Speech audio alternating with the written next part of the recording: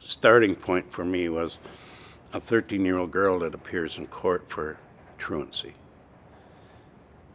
And the judge calling her case, the young lady approaches the bench, reads the charge, asks her how she pleads, and she says, guilty.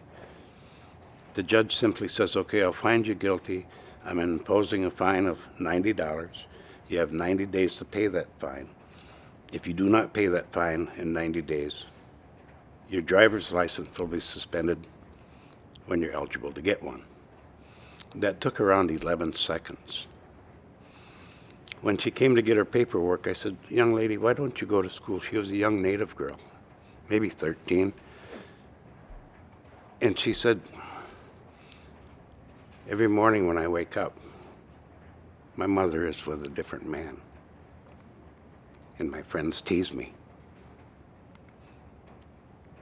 That's when I saw that system did not work at all. It took a young girl that was seeking help from a system that's supposed to protect her, and it punished her.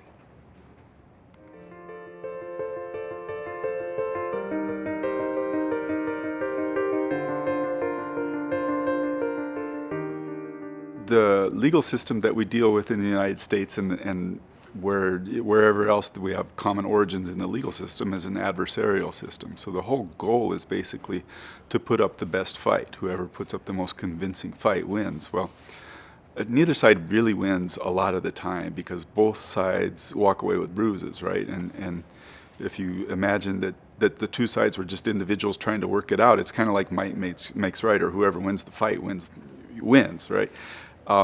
The problem's not necessarily solved at all in that case. And so you got to question the roots of the doctrine, right? And within tribal communities, and I'd say that, everybody comes from a tribal tradition. They may have forgotten it, but everybody's indigenous to somewhere in their roots. And those people learned how to live together over long periods of time without harming each other irreparably, without walking around with grudges all the time. And so if we look to cultures that are still reflective of their origins, of indigenous cultures, then I think we're going to see a better way of doing things a lot of times. The Native American Rights Fund is the nation's oldest and largest nonprofit law firm devoted to protecting and advancing Indian rights. And so they've been working since the early 1970s to protect all sorts of Indian rights. One of their projects has been the Indigenous Peacemaking initiative, which started about 1992 at NARF. And since that time, they've been trying to keep their hands in supporting tribal efforts to revive Native dispute resolution processes, typically called peacemaking. The peacemaking process is about identifying issues, problem solving, and developing common sense consensus solutions that work for people in the community. Community harmony may be at stake beyond individual wellness and healing for individuals and supporting and encouraging people to realize the fullest of their potential and to live their life in a good way. Philosophically, for us Anishinaabe people in Michigan and the Great Lakes area, we call it Mano Benatsoen. And really it means living your life in a good way. When we do restorative, we use our traditional values, and one of those being love. So in a court systems, those kind of systems, there is no love, and that's a lot of it. But traditional values are what we want to teach our children. Our people that missed out on hearing those because of our effects of boarding school era, that weren't given our traditional values, our stories, our teachings, those kind of things. And today I think when we talk about cultural identity, that's who we are those values. That's what we learn throughout our life. In Cake, they all know each other. So they all know who the victim is, or they all know who the wrongdoer is, and they know the backstory. Whereas you take them to outside the system, they only see the wrongdoing. They don't even pay attention to the victim, right? So they're not there to fix or to help. So the beauty of Peacemaking Circle is that it's place-based. It should be right in the community and designed by the community members. We were requested to do a healing circle in a tribal community where there was a murder. A young man killed his father. And we did, and we had 60-some community people in the circle. It lasted roughly 9 hours. But the community got to express their grief, their frustrations, their pain. But the beautiful part of this circle is that the young man that killed his father was allowed to call a cell phone in the circle, his aunt's cell phone, from the jail. And put on speakerphone, he became part of the circle. And it was so enlightening to know that they didn't condone the fact that he killed his father. But they all had positive things to say about this young man. He worked with kids. He was teaching them weaving and different cultural things. And now this community suffers the loss of what they thought would be a future leader, and because he's probably going to be incarcerated for some time. They lost a tribal member who died, and they were very concerned about this. And at one point, this young man said, "Is my grandpa there?" And they said, "Yes, Grandpa's here." And he said, "I love you, Grandpa." And Grandpa said, "I love you too." They'd never spoken those words in their life. And what the community was talking about, he'd done a terrible thing, but he was still a good human being. That young man's re-entry program started that day, and he hadn't even been to court yet. We are overly represented in so many of the demographics that tear at our heartstrings.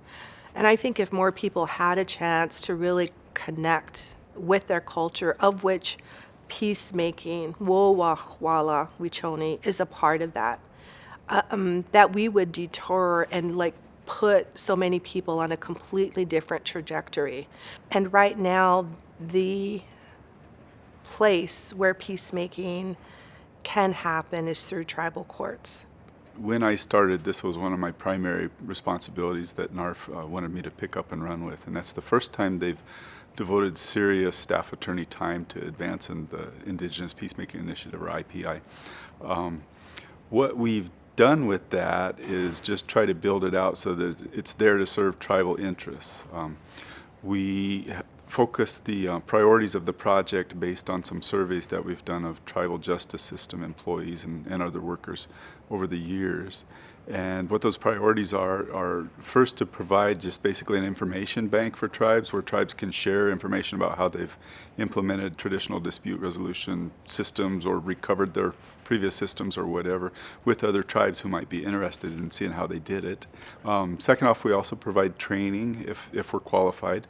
So we have an advisory committee that consists of about a dozen of the leaders in the field of peacemaking who've been doing the work for 30 years or, in some cases, a long time like that. And those people are sometimes available to go out and train other tribal members in how to do stuff, how to do effective peacemaking, and also how to implement peacemaking within an existing system or existing government or judicial structure.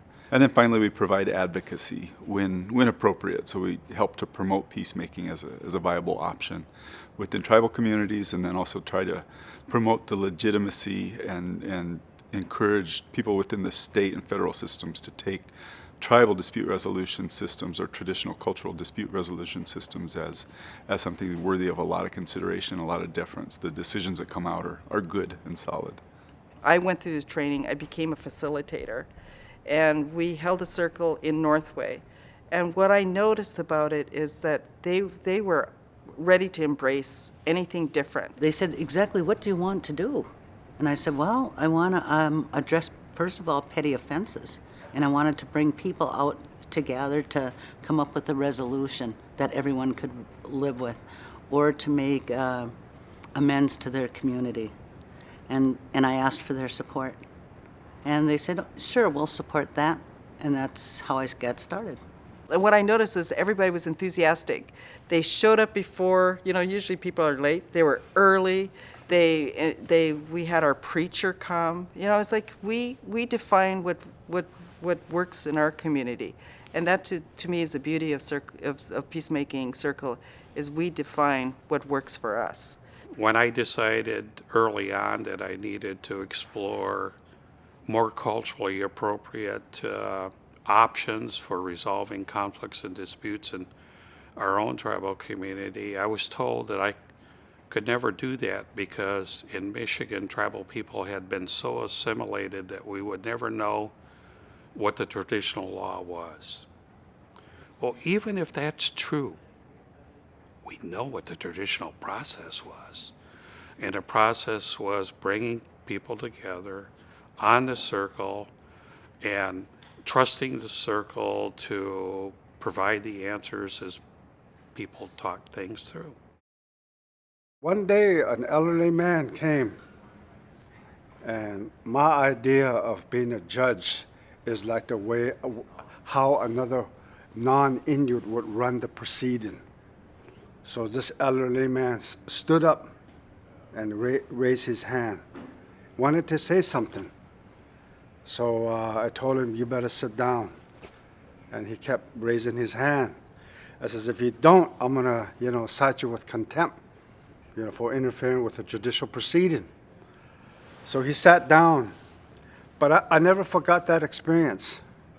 And there was many times I thought about, what if I had allowed him to speak? What would he have said? Here's an elderly man who looked like he knew quite a bit about what was going on.